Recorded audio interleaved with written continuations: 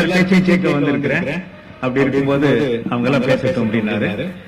முதலில் சாகித்ய அகாடமி விருது பெற்ற எழுத்தாளர் திரு இந்திரன் அவர்களை சில வார்த்தைகள் பேசுமாறு அழைக்கிறேன்.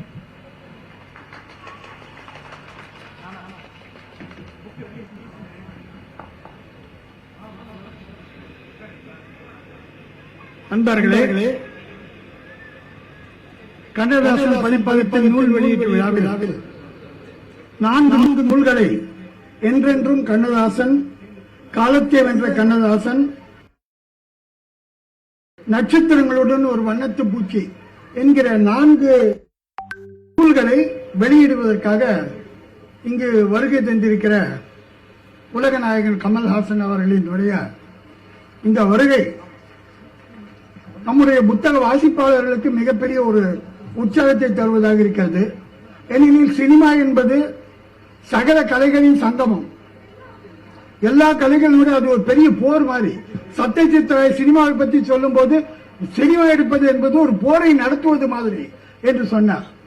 அப்போ நம்ம இந்த புத்தகங்களில் இருக்கிற ஒவ்வொரு செய்தியையும் படித்து பார்க்கிற போது ஒவ்வொரு புத்தகம் கண்ணதாசன் என்கிற ஒரு மாபெரும் ஆளுமையை பற்றி ஒரு புத்தகம், காலத்தை வென்ற கண்ணதாசன் என்கிற வழக்கறிஞர் ராமலிங்கம் அவர்கள் எழுதிய புத்தகம், இதெல்லாம் பார்க்கும்போது ஸ்நேகன் அவர் ஒரு வாழ்க்கையில் எழுதுனது எல்லாமே ஒரு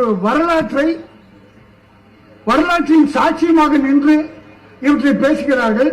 இன்றைய கலை உலகத்தின் சாட்சியமாக இருக்கிற கமல்ஹாசன் அவர்களுடைய முன்னிலையில் அவரால் இந்த புத்தகங்கள் வெளியிடப்பட போகின்றன என்பது மிக மகிழ்ச்சியான செய்தி. ஒரே ஒரு விஷயத்தை செய்து நான் விடைபெற விரும்புகிறேன். சத்யஜித் ராய் அவர்களை அவருடைய தாய் மகாகவி ரவீந்திரநாத் தாகூரிடம் அழைத்துச் சென்றார். அப்போது சத்யஜித் ராய் சிறுவன், அவரிடம் ஒரு ஆட்டோகிராப் புத்தகம் இருந்தது. கையெழுத்து வாங்குவதற்காக அதை ரவீந்திரநாத் தாகூரிடம் காண்பித்த போது அவர் அந்த மேசையின் மீது வைத்து விட்டு போ என்று சொன்னார். ஒரு வாரம் கழித்து வா என்று சொன்னார். ஒரு வாரம் கழித்து சத்யஜித் ராய் அவரிடம் அந்த புத்தகத்தை வாங்கி வருவதற்காக போகிறார். ரவீந்திரநாத் தாகூர் அவர்கள் 2 வரிகளை அதில் எழுதி கையெழுத்திட்டு இருந்தார். அது என்ன வரி தெரியுமா? உலகமெல்லாம் ஏராளமான பணச்செலவு செய்து சுற்றி வந்தேன், ஆனால் என்னுடைய வாசல் படிக்கட்டில் இருக்கிற ஒரு புல்லின் நுனியில் இருக்கிற பனித்துளியில் மொத்த பிரபஞ்சமும் தெரிகிறது என்பதை நான் கவனிக்கவே இல்லை. இந்த வார்த்தையை தாகூர் அவர்கள் சத்யஜித் ராயிடம் கொடுத்து விட்டு சொன்னார், சிறுவனிடம் கொடுத்து விட்டு சொன்னார், இந்த வாக்கியத்தை அடிக்கடி எடுத்து படி, உனக்கு இப்போது புரியாது. ஒவ்வொரு தடவை படிக்கும் போதும் ஒவ்வொரு அர்த்தம் கிடைக்கும். எந்த நேரத்தில் இது முழுமையாக புரிந்துவிட்டது என்று நினைக்கிறாயோ அன்றைக்கு நீ ஒரு கலைஞனாகி என்று நினைத்துக்கொள். சினிமாவில் ஒவ்வொரு நுணுக்கமான ஒவ்வொரு பிரேமினுடைய ஒவ்வொரு கார்னரை சொல்கிறார்கள். அந்த கார்னரும் கவனித்ததன் காரணமாகத்தான் ஒரு மகா கலைஞனாக, மகா சினிமா கலைஞனாக சத்யஜித் ராய் மலர்ந்தார். அதே போலத்தான் இங்கு நம்மளுடைய உலக நாயகன் கமல்ஹாசன் அவர்கள் தன்னுடைய ஒவ்வொரு சிறு அசைவையும், ஒவ்வொரு சிறு பார்வையும், ஒரு சிறு சிரிப்பையும் நாங்கள் பார்த்து ரசித்திருக்கிறோம். அவர் எப்படியெல்லாம் கவனித்திருப்பார். ஒரு இவர் பார்த்திருப்பாரோ அவர் பார்த்திருப்பாரெல்லாம் நாங்க கசப் பண்ணுவோம். அது மாதிரி இதை கவனித்து அந்த சிறு சிறு நுணுக்கங்களால் கட்டி எழுப்பப்பட்ட ஒரு மாபெரும் மாளிகை தான் இந்த சினிமா என்கிற ஒரு அவருடைய பங்களிப்பு. இத்தகைய விஷயங்களை எல்லாம் மிக நுணுக்கமாக நம்மளுடைய ராசி அழகப்பன் அவர்கள் அந்த புத்தகத்தை தான் நான் பெறுவதாக இருக்கிறேன். எனவே ராசி அழகப்பன் அவர்களுடைய அந்த புத்தகத்தை மட்டும்தான் நான் படித்தேன். அதிலே அவர் பல விஷயங்களை தான் சந்தித்த ஆளுமைகளை பற்றி எல்லாம் மிக நுணுக்கமாக மிக சிறப்பாக சொல்லியிருக்கிறார். இத்தகைய புத்தகங்கள் இந்த புத்தக கண்காட்சியில் வெளியிடப்படுவதும், அதுவும் ஒரு எல்லா கலைகளின் சங்கமமாக இருக்கிற ஒரு கலைஞர் இதை நம்ம முன்னால் வெளியிடுவதும் எழுத்தாளர்களுக்கு மிகப்பெரிய உற்சாகத்தை கொடுக்கிறது. ஒரே ஒரு விஷயம், விஜயவாடாவில் ஒரு முறை ஒரு புத்தக கண்காட்சிக்கு போனேன். ஆனால் இங்க இருக்கிற ஒரு திருவிழா, ஒரு sense of festivity was not there. அது இங்க இருக்கிறது. அதனுடைய ஒரு மகுடமாக, அதனுடைய ஒரு பகுதியாக நம்முடைய கமல்ஹாசன் அவர் வந்திருக்கிறார். அதை ஒரு எழுத்தாளர்களோடு அவர் இணைந்த இலக்கியத்தையும், சினிமாவையும், ஓவியத்தையும் எல்லாவற்றையும் கலந்து ஒரு உரையாடலை உருவாக்குவதற்கு ஒரு சின்ன ஒரு தொடக்கப்புள்ளி என்று நான் நினைக்கிறேன். நன்றி, வணக்கம். நன்றி திரு கவிஞரேந்திரன் அவர்களே. அடுத்ததாக திரு வழக்கறிஞர் தா ராமலிங்கம் அவர்கள் சில வார்த்தைகள் பேசுவார்கள்.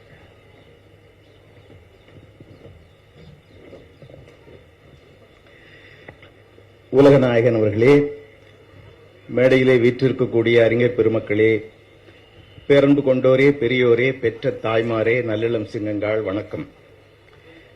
கண்ணதாசன் பதிப்பகம் நடத்தக்கூடிய நூல் வெளியீட்டு விழா, அதில் உலகநாயகன் அவர்கள் கலந்து கொண்டு 4 நூல்களை வெளியிடுகிறார். கண்ணதாசன் என்கிற பெயர் உலகமெங்கும் வாழக்கூடிய தமிழ் மக்கள் உள்ளத்திலே உறைந்த பெயர் கண்ணதாசன். கண்ணதாசனுடைய திரைப்பட பாடல்களை கேட்கிற போதெல்லாம் இதயத்தை வருடி கொடுக்கிறது. நமக்குத்தான் எழுதினாரோ என்று எண்ணக்கூடிய அளவுக்கு அவருடைய எழுத்து. அதற்கு ஒரு நிகழ்வு காந்தி கண்ணதாசன் வாழ்க்கையில நடந்ததை அவருடைய அனுமதியோடு சொல்லுகிறேன். வெளிநாடுகளுக்கு போகிற போது இமிகிரேஷனுக்கு நிற்போம். இமிகிரேஷன் ஆபீஸ்ல இருந்து நம்மளை கூப்பிடக்கூடாது. கூப்பிட்டா பாஸ்போர்ட்ல ஏதோ பிரச்சனைன்னு அர்த்தம். காந்தி கண்ணதாசன் ஒரு முறை அப்படி இமிகிரேஷன் ஆபீஸ்ல நிற்கிற போது அந்த சீல் விழுந்தவுடன் உங்களை உள்ளே கூப்பிடுகிறார்கள் என்று வந்து சொல்லுகிறார். இவர் தயக்கத்தோடு என்ன பிரச்சனை, நம்ம பாஸ்போர்ட்ல இமிகிரேஷன்ல கூப்பிடுகிறார்களே என்று போனவுடன் உள்ளே இருந்த அந்த அதிகாரி, கண்ணதாசன் மகனா நீங்கள், வாருங்கள் வாருங்கள் உட்காருங்கள், எவ்வளவு பெரிய கவிஞர் அவர் என்று அவர் சொன்னதை காந்தி ஒரு முறை சொல்லி நெகிழ்ந்தார். அப்படி உலகமெங்கும் வாழக்கூடிய தமிழர்கள் மனத்தில் உறைந்தவர் கண்ணதாசன். அவர் கடைசியாக எழுதிய பாடல் கண்ணை கலைமானி. அந்த பாடலில் நடித்தவர் நம்முடைய உலகநாயகன். அப்படி ஒரு சிறப்பான தொடர்போடு அவர் இந்த மேடையில் நூல்களை வெளியிட வந்திருக்கிறார். அது எங்களுக்கு மகிழ்ச்சி, எங்களுக்கு மிகுந்த பெருமை என்று சொல்லி நன்றி கூறி சொற்களை நிறைவு செய்கிறேன். நன்றி, வணக்கம்.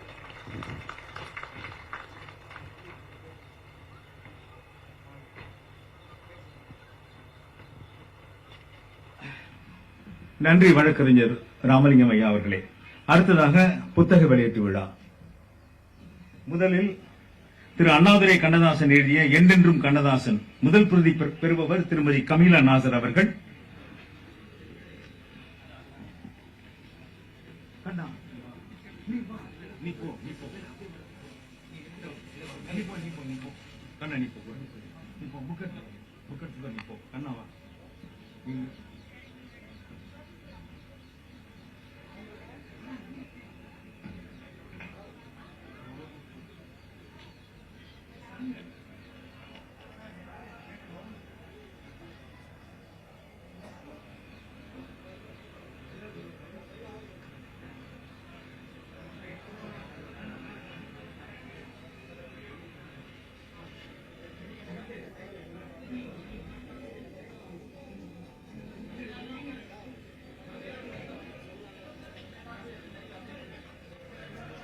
சார் போன் எடுக்காதீங்க சார்.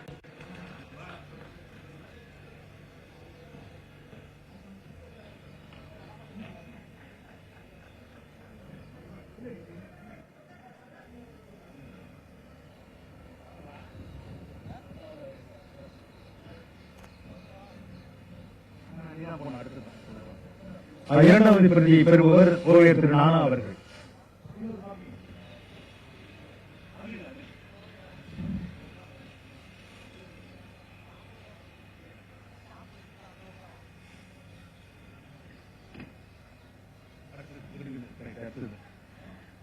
வழக்கறிஞர் தா ராமலிங்கம் ஐயா அவர்கள் எழுதிய காலத்தை வென்ற கண்ணதாசன், பெறுபவர் திரு ஆர் எஸ் சண்முகம் அவர்கள், தலைவர் பப்பாசி.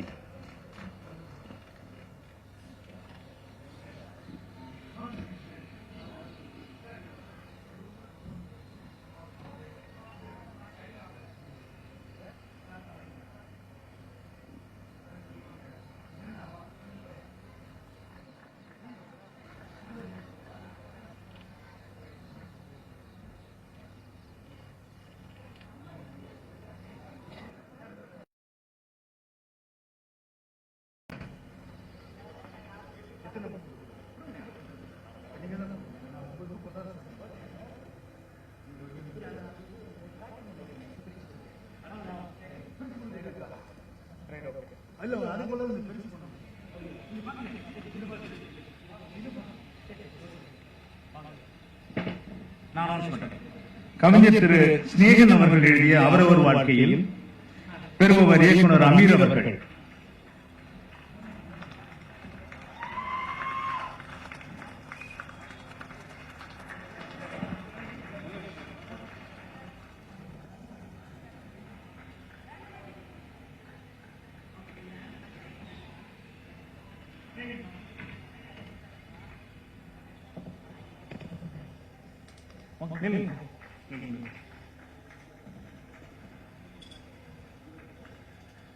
திரு ராசி அழகப்பன் அவர்கள் எழுதிய நட்சத்திரங்களுடன் ஒரு வண்ணத்து பூச்சி, எழுத்தாளர் பெருமோ திரு எழுத்தாளர் இந்திரன் அவர்கள்.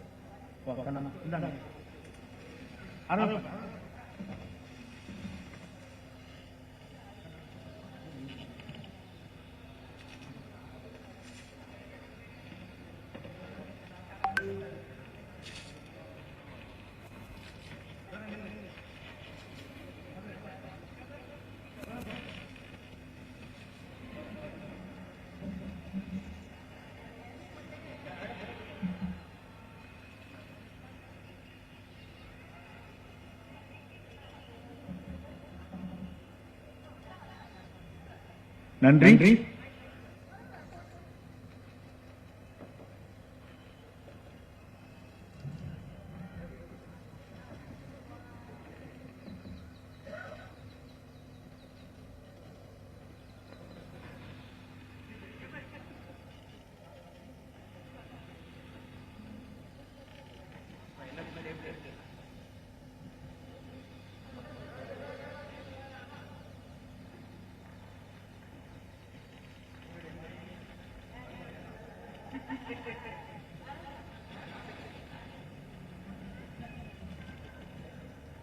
அனைவருக்கும் நன்றி.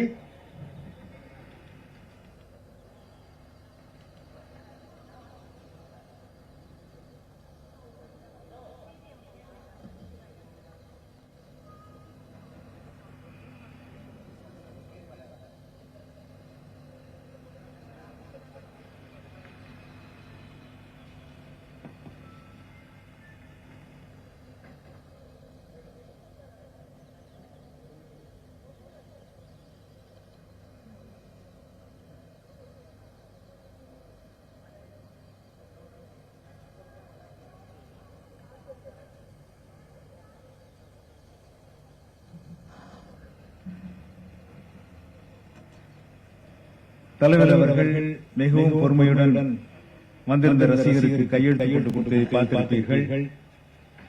ஆகவே தலைவர் திரு கமல்ஹாசன் அவர்கள் எங்களை எல்லாம் வழிநடத்திக் கொண்டிருப்பவர்.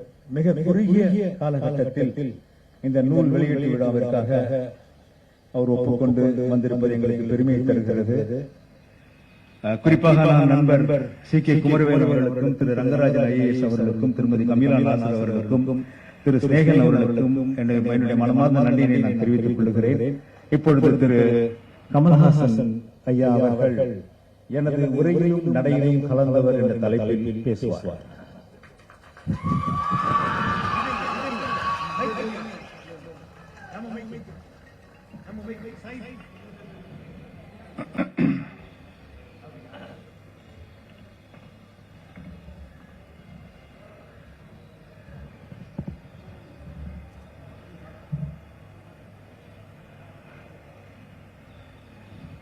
உயிரே உறவே தமிழே. இதை சொல்வதற்கு மிகவும் சரியான இடம் இது. இங்கே தமிழின் உயிர் இருக்கிறது, என் உறவு இருக்கிறது, தமிழும் இருக்கிறது. அதனால் இங்கே இதை சொல்வதில் முழு அர்த்தம் இங்கே நிரூபணம். என்னை பற்றி ஒரு சின்ன முகவரை சொல்ல கடமைப்பட்டிருக்கிறேன். பரமக்குடி கிராமத்தில் படித்த பிள்ளைகள் பலர் எங்க ஊர்ல இருந்து எங்க அண்ணன்மாரை எல்லாம் பெல்காம் அது போன்ற சென்னை போன்ற ஊர்களுக்கு அனுப்பித்து படிக்க வைத்தார்கள். இந்த நாட்டுப்புற வட்டார வழக்கும் அந்த தமிழும் மாற வேண்டும், ஆங்கிலம் கற்க வேண்டும் என்பதற்காக அவர்களை இங்கே அனுப்பி வைத்தார்கள். எங்கள் அக்கா அப்படி செய்யவில்லை, பெண் பிள்ளை என்பதனால் அங்கேயே வைத்திருந்தார்கள். அவர்கள் சென்னைக்கு படிக்க வந்த பொழுது திக்கு முக்காடி பண்ணினார்கள், ஆங்கிலம் தெரியவில்லை. அதனால் கடைசியா எக்ஸ்பெரிமெண்டல் கின்னி பிக் என்று சொல்வார்களே, அந்த மாதிரி எங்களுடைய அப்பாவுடைய 50வது ஒரு வயதில் பிறந்த பிள்ளை நான். நல்லா 3 பிள்ளைகளுக்கு இது எல்லா விதமான எக்ஸ்பெரிமெண்ட் பண்ணி பார்க்கலாம் அப்படின்னு என்னை வைத்து சில அற்புதமான சோதனைகளை அவர் நடத்தினார். அவர் அதில் நல்லது செய்திருக்கிறார், அல்லது தவறாக செய்திருக்கிறார். அதில் ஒன்று, இவன் மற்ற பிள்ளைகள் மாதிரி இல்லாம சின்ன வயசுல இருந்தே நல்ல ஆங்கிலத்தை கற்றுக் கொடுத்து விட வேண்டும் என்பதற்காக எனக்கு கூட இருப்பதற்கு ஒரு ஆங்கிலோ இந்தியன் ஆயா ஒருத்தரை ஏற்பாடு செய்து தமிழில் என்னை பேசவே விடாமல் எழுந்ததிலிருந்து குட் மார்னிங் முதல் குட் நைட் வரை சரளமாக நம்ம ஆங்கில கிரீட்டிங்ஸை மட்டுமே சொல்லுவது. அதாவது முதல் தலைமுறை மம்மி டாடி குழந்தை நான் கூட இருந்திருக்கலாம். அப்படி என்னை வளர்த்தார்கள். நான் 5-6 கிளாஸில் இந்துவை ஸ்கூலில் போய் சேர்ந்த பிறகுதான் சுற்றி பார்த்தால் நல்ல தமிழ் பேசும், நல்ல தமிழ் கையெழுத்தும், தமிழ் வார்த்தைகள், ஒக்காபுலரி உள்ள பிள்ளைகள். ஒக்காபுலரி சொல் வங்கி எல்லா கையில இருந்தது, எங்கிட்ட இல்ல. எப்படி பேசுறதுன்னு திக்க ஆரம்பிச்சேன். அந்த நேரத்தில் எனக்கு கிடைத்த முதல் தமிழ் பள்ளி கண்ணதாசன். கலைஞரையும் சொல்லலாம், அதை உச்சரித்து காட்டிய சிவாஜி கணேசன் அவர்களையும் சொல்லலாம். ஏன் இன்னும் சொல்ல போனால் டி.எம். சௌந்தரராஜன் அவர்களையும் மற்ற பாடகர்களையும் சொல்ல தவறப்படாது. அதுவும் சீர்காழி அவர்கள், நான் முதலில் அவர் சீர்காழி ராஜன் அவர்களை பார்க்கும்போது என் மனதில் ஒரு கற்பனை வைத்திருந்தேன். நெஞ்சு அந்த பெக்டோரல் மசில்ஸ் எல்லாம் அப்படி பிளவுல புலி நம்ம வச்சுட்டு 6 அடி உயரத்துல கட்டு மஸ்தான ஒரு தமிழ் உச்சரிப்பே எப்படி இருக்குன்னா அந்த ஆள் உயரம் இருக்குன்னு நினைச்சிட்டு நான் போய் ஏமாந்து போனேன். குண்டா ஒரு காரக்காரர் இவர்களே இப்படி ஒரு குரலாக வியந்து பார்த்தேன். அவர்களெல்லாம் தமிழ். அதை விட முக்கியமான ஒருத்தர், அது கையில பிடிச்சு பேனாவை பிடிச்சு அரிசியில எழுதுற மாதிரி எழுத்த அறிவித்து வருவர், தமிழ் அறிவித்து வருவதால் அது தி.க. சண்முகம் அவர்கள், அண்ணாச்சி அவர்கள். நான் ஃபர்ஸ்ட் கத்துக்கிட்ட தமிழ் சென்னை தமிழ் தான். அதை நான் இலக்காரம் செய்யவே மாட்டேன். அதற்கென்று தனி இலக்கணம், அதுக்கு தனியா ஒரு வியாபாரம் இலக்காரிகள் எழுதலாம். அதுக்கு காரணக்காரியங்கள் உண்டு, சோர்ஸ் உண்டு, வேர் சொல் உண்டு, எந்த மொழியிலிருந்து வந்தது என்பதற்கெல்லாம் தனி ரிசர்ச். அதனால மெட்ராஸ் பாஷையை யாரு கண்டல் அடிச்சாலும் நான் வக்காலத்தில் ரொம்ப பெருசா சண்டை போடுவேன். அப்படி கற்றுக்கொண்ட தமிழ் எனக்கு. அதற்கு பிறகு எனக்கு இன்னாரை தெரியும் என்று நான் சொல்ல நினைப்பவர்கள் எல்லாம் தமிழ் எழுத்தாளர்களை தான். இதை நான் சும்மா இந்த கூட்டத்தில் சொல்றேன். எனக்கு இதுதான் பெரிதாக தெரிந்தது. ஏன்னா சின்ன வயசுல இருந்து நான் சிவாஜி மடியிலையும் எம்ஜிஆர் தோழிலையும் இருந்ததுனால நட்சத்திரங்கள் எனக்கு வியப்பாகவே இல்லை. இது நிஜம். அவர்கள் எல்லாம் நான் எப்ப வேண்டாம் போய் பார்த்துக்கலாம். இவங்களை நெருங்கவே முடியாது. இப்படி எழுதுறாங்களே, நெருப்பா இருக்கு, இந்த மாதிரி நான் என்ன செய்ய முடியும் என்ற வியப்பில் இவங்க பின்னாடியே அலைவ. அதுல இன்னும் சரியா புரிஞ்சுக்கலையோன்னு வெட்கப்பட்டு ஒதுக்கி இருந்த ஒரு ஆசான் யாருன்னா கண்ணதாசன் அவர்கள். பட்டினத்தார் சொல்வார் அயன் வளைவு சொல்வார். அப்படி அந்த அயன் வளை பக்கத்து எங்க வீட்டுல பார்த்தா தெரிகிற தூரத்தில் இருந்த ஒரு அந்த அயன் வளைவு அங்க தமிழ் குடி இருந்த ஒரு கோவில் டெய்லி கும்பிட்டு வரலாம். செய்யல, எனக்கு தேவை மட்டும்தான் அங்க போனேன். அதுல கிடைத்த தமிழை வச்சு பிழைப்பு நடத்திருக்கிறேன். இந்த மேடையில் நல்லா பேசுறேன். அந்த தமிழ் எங்கிருந்து வந்ததுன்னா அது தைரியமாக இத்தனை இந்த தமிழ் சினிமா சந்தையில் தமிழையும் வளர்க்க முடியும் என்பதற்கு முதல் உதாரணமாக இருந்தவர்களில் கண்ணதாசன் அவர்களிடம் ஒருவர், இளங்கோ அவர்கள், கலைஞர் அவர்கள். ஏன்னா கூட இருந்து இல்ல எல்லாருக்கும் புரியுற மாதிரி பண்ணுங்கன்னு நல்ல தமிழை மழுங்கடிப்பதற்கு வியாபாரிகள் நிறைய பேர் இருக்காங்க.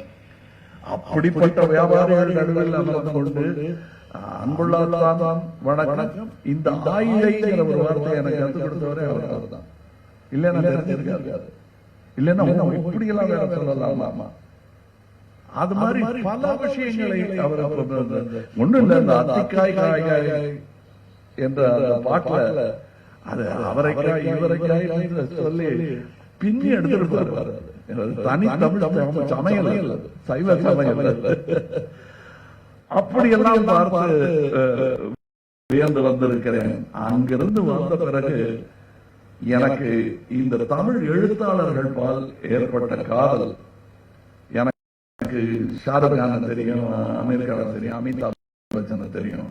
ஆனால் எனக்கு சுஜாதாவை தெரியும், பாலகுமாரனை தெரியும்.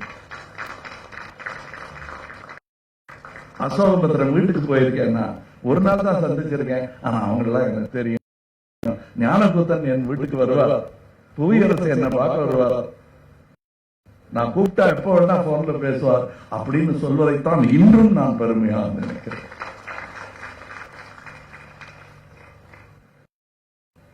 அதுக்கு காரணம் நான் 8ஆம் கிளாஸோட படிப்பை நிறுத்தி படிக்காம இருந்ததுனால இல்ல, படித்ததுனால், இவர்களை படித்ததுனால்.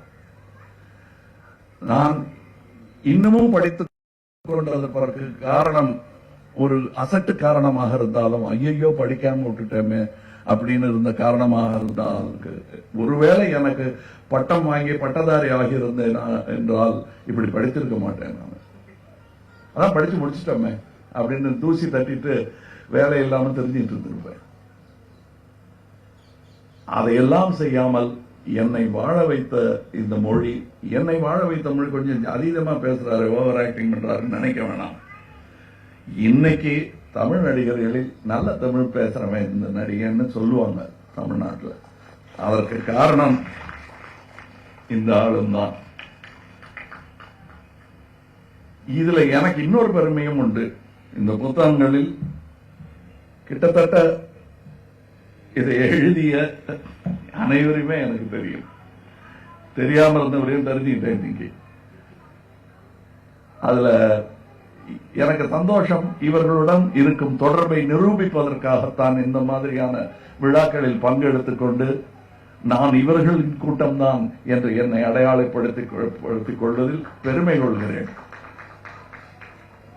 இது நிஜம். நான் ரொம்ப நாள் ஆசைப்பட்டது இதுக்குதான். இந்த கூட்டத்தில் என்னையும் மதித்து, ஆமாம் இவரு நல்லா எழுதுறாருன்னு, சுமாரா எழுதுறாருன்னு பின்னாடி போய் சொன்னாலே எனக்கு கவலை இல்லை. ஆனால் என்னை இந்த கூட்டத்தில் சேர்த்துக் கொண்டதற்காக அவர்களுக்கெல்லாம் நான் நன்றி சொல்லுகிறேன். சுந்தரராமசாமி எல்லாம் என் வீட்டில் வந்து உங்க எழுத்து எனக்கு பிடிக்கும்னு சொன்னதுக்கு 2 நாள் தூங்கல. நான் காதல் வயப்பட்டிருக்கிறேன். ஆனால் இப்படி ஒரு காதலை நான் என் வாழ்நாளில் பார்த்ததில்லை. அது எத்தனை 30-40 வருஷம் கழிச்சு இந்த காதலுக்கு டிவோர்ஸே கிடையாது. நான் அதுவும் செய்து பார்த்தவன் என்பதனால் சொல்லுகிறேன்.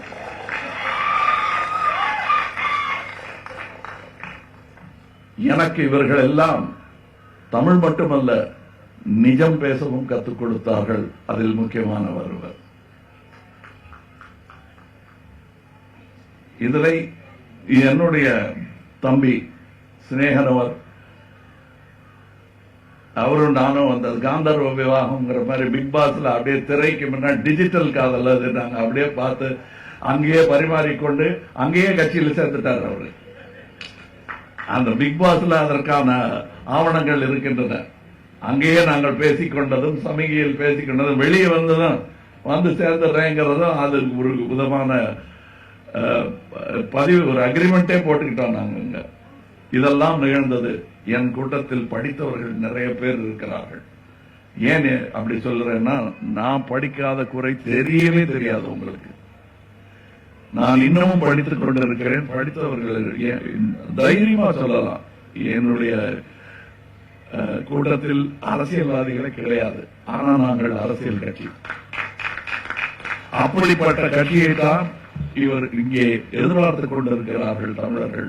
அது வந்துவிட்டது என்பதை இந்த கூட்டத்தில் சொல்லிக் கொள்வதில் பெருமை கொள்கிறேன். இப்பொழுது கூட கொலோன் பல்கலைக்கழகத்தில் அந்த தமிழ் இது ஃபேக்கல்டியை மூடி விடுவார்கள். காரணம், கோவிலை காரணம் சொல்லி அதை சாகடித்து விடுவார்களோ என்ற பயம் இருக்கிறது. அதை காரணம் சொல்லி தமிழக அரசு அந்த போக வேண்டிய நிதியை தாமதப்படுத்தி விட்டார்கள். யாராக இருந்தாலும் சரி, அவர்களை விமர்சித்துக் கொண்டிருக்கிறேன். அது வேறு மேடை, இது வேறு மேடை. கரங்கூப்பி கேட்டுக்கொள்கிறேன், அதற்கு சேர வேண்டிய பணத்தை கட்டி விடுங்கள். எத்தனையோ கோடிகள் செலவாகிக் கொண்டிருக்கின்றன. இந்த 6ஆம் தேதிக்குள் நீங்கள் செலவு செய்யும் செலவில் ஒரு கடுகளவு அங்கு தூக்கி போட்டால் கொலோனில் தமிழ் வாழும்.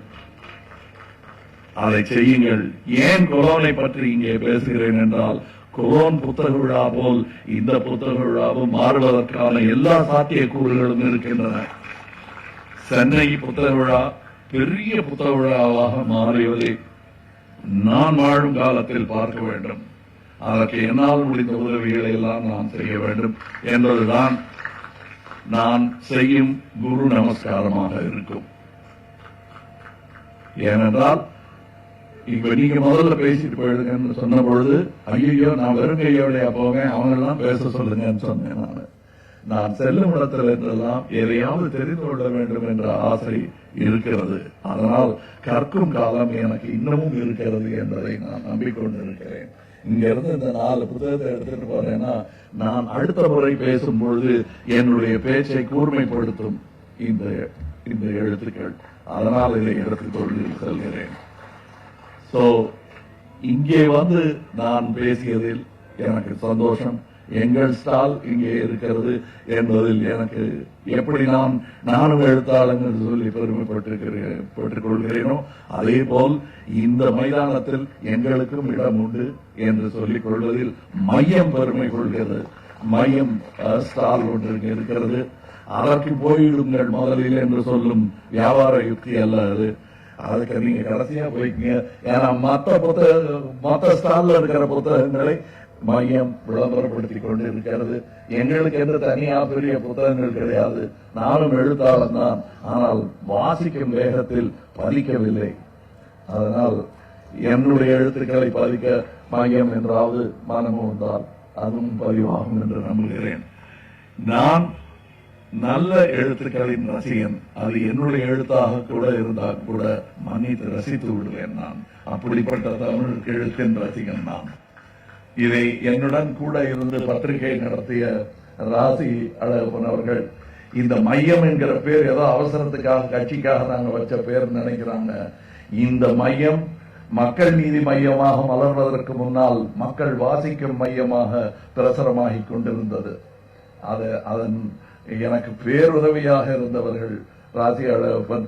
இங்கே அவரும் இன்னைக்கு நின்றது எனக்கு வியப்பாவே இருந்தது. எனக்கு இவர்கள் எல்லாம் அங்கிருந்து அங்கே வேலை செய்தவர்கள். என்னமோ கண்ணதாசன் பத்திரிகை நடத்தின மாதிரி பெருமையா சொல்லிக்கிறீங்களே அப்படின்னா, எனக்கு அது பெருமைங்க, அவருக்கு அது பெருமை. அது எனக்கு ரொம்ப சந்தோஷம். ஏன்னா அது பார்த்து காப்பி எழுதி நான் பல முறை கண்ணதாசன் கதைகளை நிறைய சொல்லி இருக்கிறேன். கிட்ட இருந்து பார்த்த விளையாட்டுகள், அவர் மற்றவர்களுக்கு பாட்டு எழுதும் போது வேடிக்கை பார்த்ததில் நான் கற்றுக்கொண்டது. வேற யாருக்கோ அவர் சிட்டிங்ல உட்கார்ந்து இருக்கும் போது நான் தேவையில்லாம அங்க பாலச்சந்தர் சார் அவருடைய சிட்டிங்ஸ் எல்லாம் யாரையும் அனுமதிக்கவே மாட்டாரு. ஆனால் எனக்கு அந்த தனி அனுமதி. அவருடன் 36 படங்கள் வேலை செய்திருக்கிறேன். அதுல கிட்டத்தட்ட ஒரு 15 படத்துக்காவது கவிஞர் அவர்கள் பாட்டு எழுதியிருப்பார். அத்தனை சிட்டிங்க்கும் நான் போயிருக்கேன். அதாவது நான் இந்த யூனிவர்சிட்டிக்கு போயிருக்கேன், அந்த யூனிவர்சிட்டிக்கு போயிருக்கேன் அப்படின்னு சொல்லிக்கிற மாதிரி சொல்றேன். நான் அதுல உட்கார்ந்து அது உருவாகும் ஆச்சரியத்தில் நான் வியந்திருக்கிறேன். அதில் எனக்கும் பங்கு இருக்கிறது. ஒரு சின்ன அசட்டுத்தனமான பங்கு, அணில் மணல் போட்ட மாதிரி விஷயம் தான் கூட அந்த பாலத்தில் எனக்கும் பங்கு இருக்கிறது என்று நான் நினைத்துக் கொள்பவன். அப்படி பார்க்கும்போது அவர்கள் படத்துக்காக ஒரு பாட்டு, கடற்கரை தாகம் அப்படின்னு ஒரு வரி வரும். அதுல எப்படி சொல்றதுன்னு பேசிட்டு இருக்கும்போது திடீர்னு நான் வந்து water water everywhere not to drop to ட்ரிங்க்னு ஒரு வரி இருக்குன்னு எனக்கு தெரிஞ்சதை சொல்லலான்னு அதான் நான் சொன்னேனே. ஆங்கிலோ இண்டியன் ஆயாவதுக்கு அப்படின்றதுனால தமிழ்ல உதாரணம் சொல்ல தெரியாது எனக்கு. ஆங்கிலத்துல சொன்னேன். எது அப்படின்னாரு. டே சும்மாறா அப்படின்னாரு பாலச்சந்தர். இல்ல என்ன சொல்லு அப்படின்னாரு. அதான் வாட்டர் வாட்டர் எவ்ரிவேர் நல்லா இருக்கே அப்படின்னாரு. அப்படியா அப்படின்னாரு. அதை ஆங்கிலத்தில் நான் ரசித்ததை இன்னும் சுருக்கிட்டார் அவரு. Water everywhere not a drop to drink என்ற அந்த வார்த்தையை, கடற்கரை தாகம் அதுதான் உந்தன் காதலடான்னாரு. ரெண்டு விஷயத்தை தமிழனுக்கே உரித்தான அழகாது நாலடியார் காலத்திலிருந்து வர்ற விஷயம். ரெண்டு வேறுபட்ட சப்ஜெக்ட 4 வரியில் அடக்கி விடுவார்கள். அதை செய்து அந்த வித்தை செய்யும் போது நான் கிட்ட இருந்து பார்த்திருக்கேன். இன்னும் சொல்ல போனா வீட்டுக்கெல்லாம் வந்து உட்கார்ந்து எழுதுவார் அவரு. அப்ப என்னுடைய அதுக்கு வாய்ப்பு இருக்கும் போது அங்க கவிதா ஹோட்டல்ல போய் எழுதிக்கலாம்னா கூட வேணும்னு நான் இங்க, ஏன்னா எனக்கு தெரியும் சரித்திரத்துடன் உரசி கொண்டிருக்கிறோம் நாம் என்பது எனக்கு தெரியும். அப்ப நான் சிஐடி காலனியில ஒரு வீட்டுல இருந்தேன். இங்க வர புது வீடு ஐயா, நீங்க அங்க வந்து எழுதணும்னு. அங்க வந்து எழுதினா டைரக்டருக்கு டியூன் பிடிக்கல, இவர் எழுத ஆரம்பிச்சிட்டாரு. டியூன் நல்லா இல்லைங்க, நல்லா இன்னைக்கு அவர் போகணுங்கிறாரு இளையராஜா. ஏப்பா நீ சம்பளம் கொடுப்பேன், நான் வந்துட்டேன், நீ என்ன இப்படி ஏமாத்துற என்ன அப்படின்னாரு. அப்ப எழுதிட்டாரு அவரு. அந்த டியூன் எங்களுக்கு பிடிக்கல, அது படத்துல வரல. அதுல முதல் வரி வந்து ராஜ பார்வை பார்க்கும் ஜோடிகள் எழுதியிருந்தாரு. அப்ப நான் சொன்னேன், பரவாயில்ல உங்களுக்கு தான் இன்னைக்கு வேஸ்ட், எனக்கு லாபம். ராஜபார்வை தான் படத்துக்கு டைட்டில், இது நீங்க கொடுத்துட்டீங்கன்னு. சரி சரி, அப்ப பாட்டை எழுதுற பில்லு போட்டுற உனக்கு அது நல்லா ஞாபகம் இருக்கு. அந்த ராஜபார்வை அந்திமழை பொழிகிறது இவர் வைரமுத்து எழுதும் போது அதுக்கு 5 நிமிஷம் முன்னாடி 10 நிமிஷத்துல 5 நிமிஷம் முன்னாடி முடிச்சிட்டு போறாரு. 10 நிமிஷம் தான் அவர் வேலை. அதுக்கப்புறம் ரொம்ப நேரம் உட்காந்து நாங்க அந்திமழை எழுதினோம். அந்த பாட்டு வந்து அழகே அழகு தேவதை. அதுலயும் இந்த water everywhere not doctor drink மாதிரி நான் ஒரு அசட்டுத்தனம் பண்ண, அது அழகா சிலை வடிச்சிட்டாரு அவரு. குருடன் ஒருவன் வந்து தன் காதலியை தடவி பார்த்து இது நான் உன்னை வர்ணிக்கிறேன்னு சொல்ற விஷயம் அதை அவங்க வரைகிறாங்க. அதுல மூங்கிலே தோள்களோ தேன்குழல் விரல்களோ அப்படின்னு சொல்லிட்டு அவங்க மூங்கிலே தோள்களோ தான் இப்படி கை வைக்கிறாங்க. அதுக்கப்புறம் கீழே கை வந்துட்டு I skip and go to the ஹிப்னு வரணுங்க ஐயா அப்படின்னு. நாங்க மிச்சம் இருக்கிற வரி வந்து தரரார அவர் ஒரு நமட்டு சிரிப்பு தெரிச்சுக்கிட்டு அப்படின்ட்டு தரரார அழகேன்னு வரும். அந்த இவ்வளவுதான் இடம் இருக்கு. நான் இந்த skip and go to the ஹிப்னு இங்கிலீஷ்லயே பாடிக்கிட்டு இருக்கேன். நான் தமிழ் இன்னும் வரல. அதுக்குள்ள மூங்கிலே தோள்களோ தென்குழல் விரல்களோ ஒரு அங்கம் கைகள் அறியாதது, கண்ணுக்கு கண்ணு தெரியாதது, கைகள் அறியாதது. கை எடுத்துட்டான்னு கண் கலங்கிடுச்சு. சில விஷயங்கள் சந்தோஷமான விஷயங்கள் கூட கண்ணீரை வரவழைக்கும். அது மாதிரி நான் நிறைய டிவி எல்லாம் கூட சொல்லியிருக்கேன். 7 சுரங்களுக்கு எத்தனை ராகம் என்ற அந்த பாட்டுக்கு 7 பல்லவி எழுதி வச்சுட்டு போனார். ஏதோ ஒரு சின்ன ஊழல் அவருக்கு பாலச்சந்திரா இருக்கும். அதனால டக்குன்னு 7 பல்லவி 7 சரணம். அந்த ரூம் பூரா கவிதையா நிரம்பி இருந்தது பார்த்து கண்ணீர் வடித்தேன் நான். அத ஒரு பேட்டியில ராஜேஷ் அவர்களுக்கு நான் தொலைக்காட்சியில் சொல்லும்போது பேச முடியல என்னால. சோ நிஜமான உணர்வுடன் இங்கே நான் வந்திருக்கிறேன், நிஜமான மனிதர்களுடன் நான் உரையாடி கொண்டிருக்கிறேன் என்ற சந்தோஷம் எனக்கு இருக்கிறது. இன்று நான் உரையாடும் எல்லா இடங்களிலும் அதைத்தான் செய்து கொண்டிருக்கிறேன். அதனால என்னுடைய பயணம் துவங்கிவிட்டது. நேர்மையை நோக்கிய பயணம், மக்கள் நோக்கிய பயணம் துவங்கிவிட்டது. அந்த பயணத்தில் இது ஒரு முக்கியமான இடம்தான். வாசிக்கும் இடம், வாசியுங்கள், நேசியுங்கள். என்னுடைய கவிதையில் ஒரு வரி வரும், என் சமகால சகவாசி வாசி, புரிந்தால் புன்னகை செய், புதிரென்றால் புருவமுயற்று, பிதற்றல் என தோன்றின் பிழையும் திருத்து. ஆம், எனது கவி உனதும் தான். நாளை உன் வரியில் நான் தெரிவேன். வணக்கம்.